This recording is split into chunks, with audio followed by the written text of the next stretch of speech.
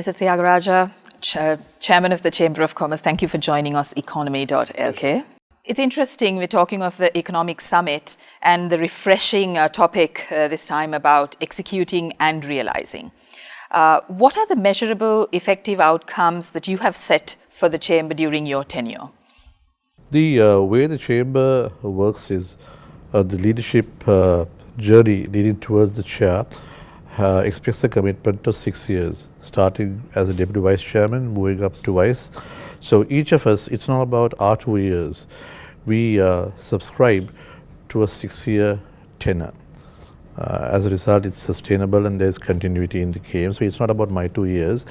If I look at perhaps the 3 or 4 areas we would like to focus, the key around all this is that the Chamber, we position it as a secretarial-led entity. As a result, our primary objective is to strengthen the capacity of the Chamber.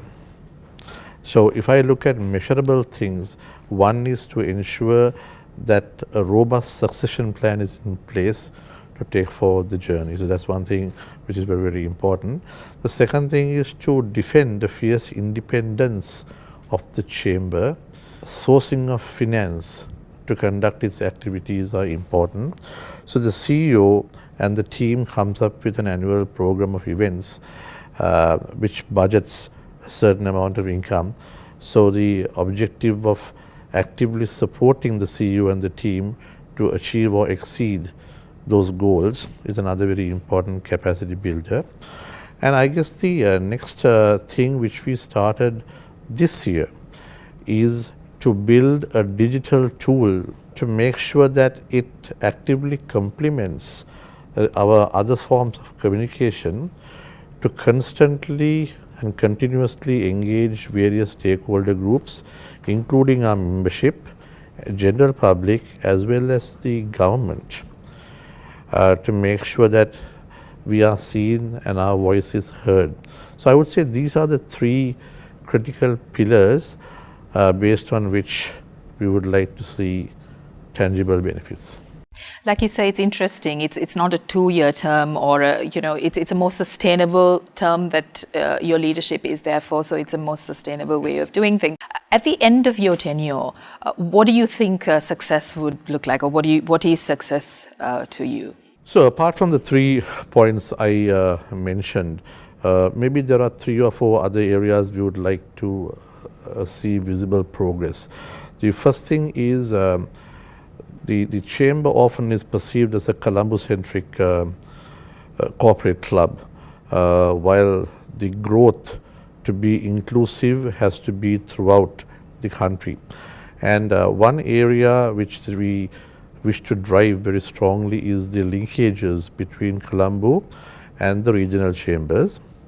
And secondly, to foster twinning between various parts of the country, various chambers, because you have an uneven sense of skill sets in different chambers. So you try to twin a strong chamber like, say, Hambantota with perhaps a newer chamber, say, in Kilinochchi, to share experiences is one. The second thing which we hope in the next couple of years will materialize stronger is the increasing interest of Sri Lankan diaspora who want to get back into the country.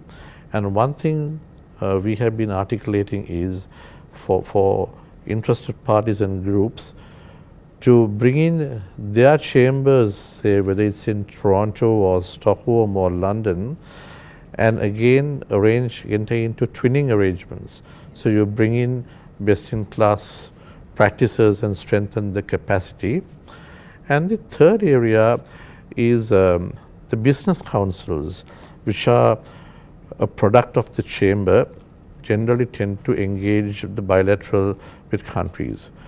But those councils do not necessarily engage and identify strong chambers in specific countries.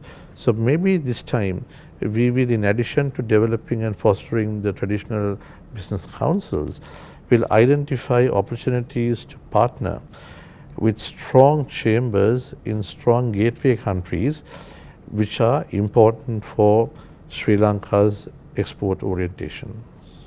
Yeah, it'll be interesting to watch that unfold. And like you said, the chamber has got its Colombo-centric, the corporate membership, and then you've got your regional chambers around in the country.